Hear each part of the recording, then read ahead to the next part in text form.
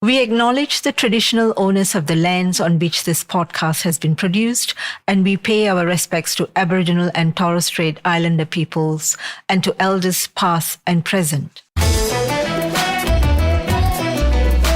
Welcome to Snack, the aged care podcast where we break down some of the big questions around what it really means to be person-centered.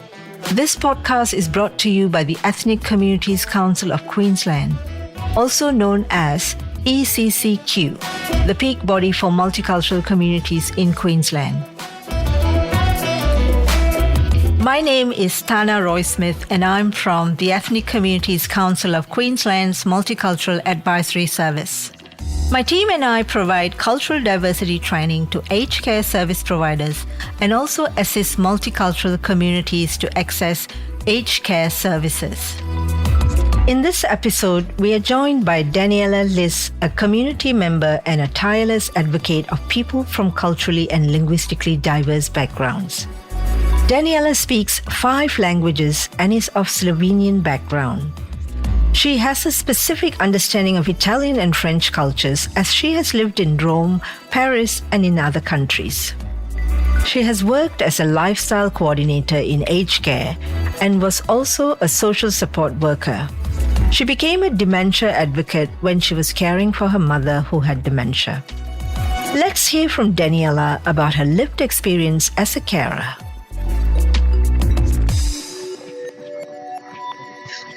So my lived experiences and knowledge of the needs of people from culturally and linguistically diverse background is extensive, as is my understanding of how service providers can improve the delivery of their services.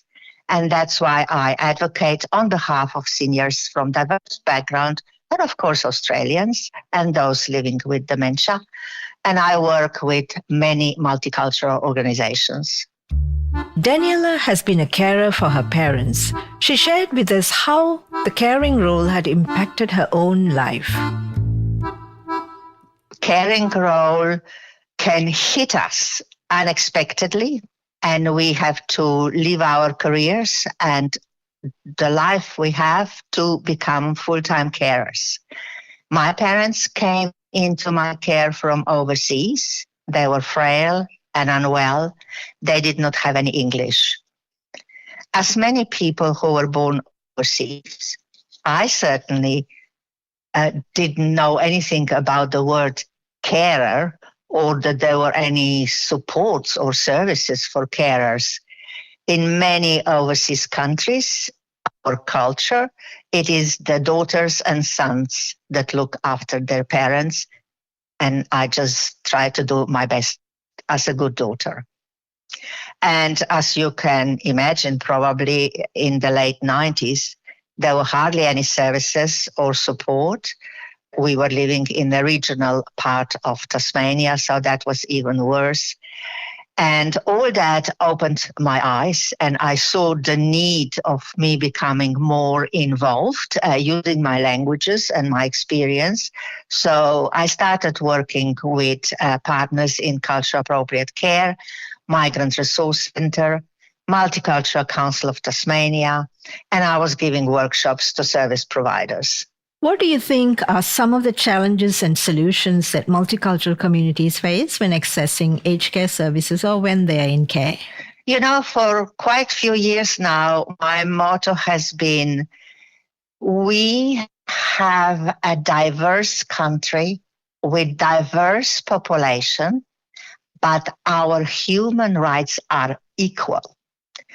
So, if we look at the human rights of seniors and elders in Australia, then the care and support delivered must be exactly the same for all, no matter what the challenges are. If I look at the home care delivery first, I have been part of preparing a care plan for a number of people. And I can see that, for example, the service providers don't match the worker and the client. For example, in some cases, the client might have been abused in the past by a partner or another male person, in which case that client will have difficulty having a male carer helping with daycare. Danijela has been a carer for her parents. She shared with us how the caring role had impacted her own life. The provider is the one who must engage the interpreter out of their duty of care.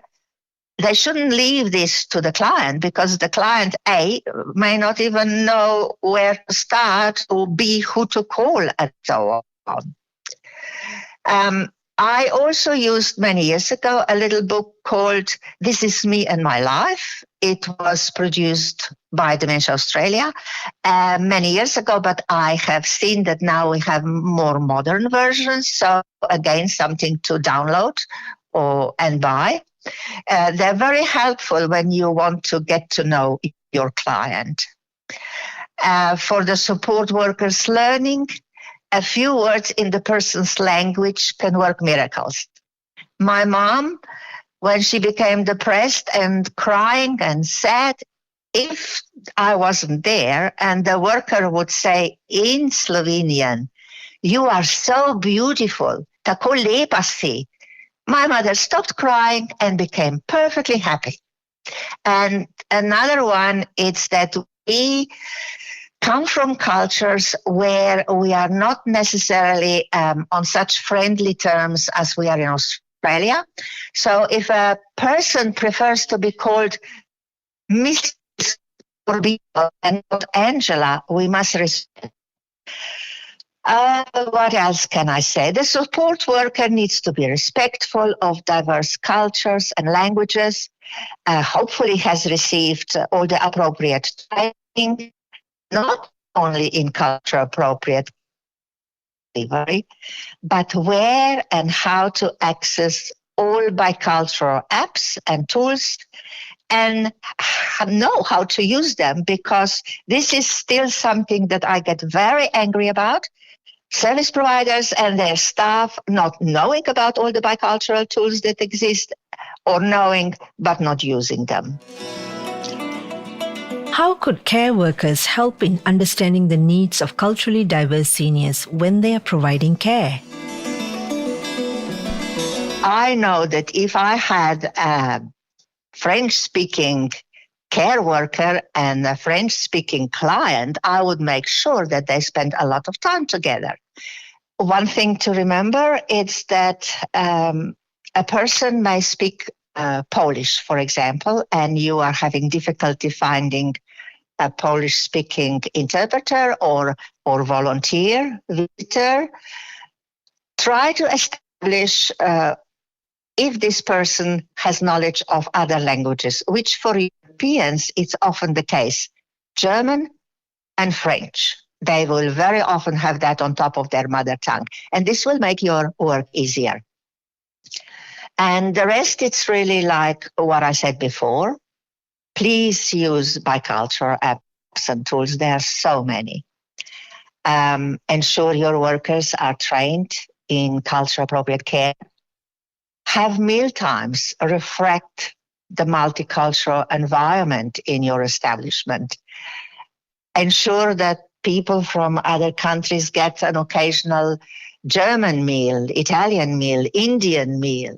Do you know how horribly hard it is for somebody who has all their life in Australia maintained their culture and eaten Indian, and is all of a sudden faced with Australian cuisine, gravy all over the plate, English Christmas pudding and things like that. We don't know these things because even though we have lived here for many, many years, many of us have continued enjoying our own cuisine, which is part of our culture. And when there is English language lacking, you get in the family member to help that person or interpreter. Because a different language and culture to English Australian, it's no reason to exclude anyone. On the contrary, respectful multicultural society. It's the only way to harmony and peace in this world. And we are far from it here in Australia. In some cultures, people don't ask for what they want. They just accept what is given to them and may not question if their needs are not met. Danijela shares her personal observations and offers some suggestions to clients from diverse backgrounds. Many of us come from countries where speaking up or lodging a complaint or actually asking for something, it's a no-no. It can even be punishable. So I believe we need to help the person gain enough courage to say what they need, also to ask for interpreter if it hasn't yet been arranged, and the provider to occasionally take out to the bicultural club or church or arrange for that transport. And of course, spend some time with the people from the same country. One of the things that is so important and yet so hardly ever found in the residential care facilities is that the people have a variety of TV programs, but the people from culturally diverse background, we have news and movies on the radio and on the TV in our own language at the different times. So why can't the providers find enough initiative to help us access all that? Because many of the older people, A, don't have the remote control, or B, don't know how to use it anymore. And then, of course, it's not wrong these days to ask, may I please have Dalmatian or Croatian meal once in a while? It's in the standards, it's in the regulations, so we shouldn't be ashamed or shy to ask for it. We have to do more to empower the older people, both Australian-born and overseas-born, to be more resilient and to know their human rights. Now, if there was one key message for care workers to provide culturally appropriate care, what would that be, Danijela? The things that I'm saying today and the messages I'm sharing today are not new. I've been saying them for the past 20 years. At the end of the day, we can do anything we want. There are no barriers, just our good will. Do you know Thana Hooper said, nothing is impossible, and when? This is often attributed to Alexander the Great. In 323 BC, by the way, he was a former king of Macedonia who achieved great things. And so surely since then, we would have learned by now. What do you think? Well said, Danijela. Thank you so much for your valuable insights today. And thank you.